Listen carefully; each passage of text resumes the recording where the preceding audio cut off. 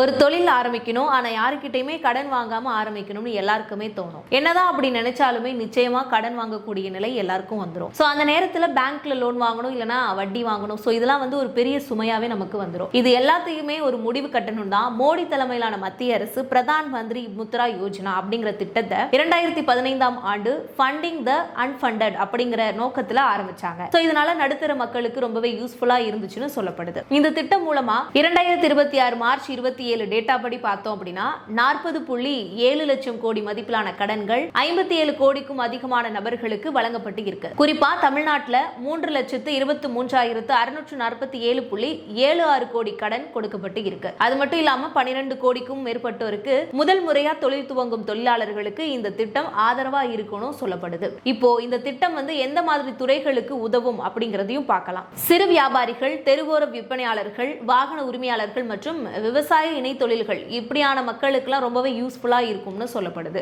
இந்த முத்ரா கடன் திட்டம் 4 பிரிவுகளா அமைக்கப்பட்டு இருக்கு. யார் எந்த மாதிரி கடன் வாங்கலாம் அப்படிங்கறதையும் பார்க்கலாம். புதுசா ஒரு தொழில் துவங்க போறோம் அப்படின்னா சிசு அப்படிங்கிற லோன் எடுத்துக்கலாம். ஏன்னா அதுல வந்து 50,000 வரைக்குமே கடன் கொடுக்கறாங்க. அடுத்து ஆல்ரெடி நான் வந்து ஒரு பிசினஸ் பண்ணிக்கிட்டு தான் இருக்கேன், இருந்தாலுமே இன்னும் கொஞ்சம் அதை டெவலப் பண்ணணும் அப்படின்றவங்க கிஷோர் அப்படிங்கிற லோன் எடுத்துக்கலாம். அதுல வந்து 50,000 இருந்து 5 லட்சம் வரைக்குமே கடன் கொடுக்கறாங்க. அடுத்து பெர்மனண்டா நான் வந்து வச்சிருக்கேன், இருந்தாலும் இன்னமும் கொஞ்சம் வந்து தேவைப்படுது பணம் அப்படிங்கிறவங்க தருண் அப்படிங்கிற லோன் எடுத்துக்கலாம். அதுல வந்து 5 லட்சத்துல இருந்து 10 லட்சம் வரைக்குமே கடன் தராங்க. அடுத்து வந்து இன்னும் என்னோட பிசினஸ் ரொம்ப நான் டெவலப் பண்ணணும் அப்படின்னு நினைக்கிறவங்க எல்லாம் தருண் பிளஸ் அப்படிங்கிற லோனை எடுத்துக்கலாம். அதுல 10 லட்சத்துல இருந்து 20 லட்சம் வரைக்குமே கடன் கொடுக்கறாங்க. இந்த திட்டம் 2024 அறிமுகம் பண்ணிருக்காங்க, இந்த தருண் பிளஸ் அப்படிங்கிற திட்டம். சோ இதுதான் பிரதான் மந்திரி முத்ரா யோஜனா திட்டத்தினுடைய 4 பிரிவுகளான லோன் ப்ராசஸ். இந்த திட்டத்தோட ஸ்பெஷல் அப்படின்னு சொல்லணும்னா எந்த ஒரு அடமானமுமே இல்லாம நேரடியா கடன் தராங்க. அது மட்டும் இல்லாம இது ஃபுல் அண்ட் ஃபுல் ஆன்லைன் முறையில தான் ப்ராசஸ் பண்றாங்க. சோ இதனால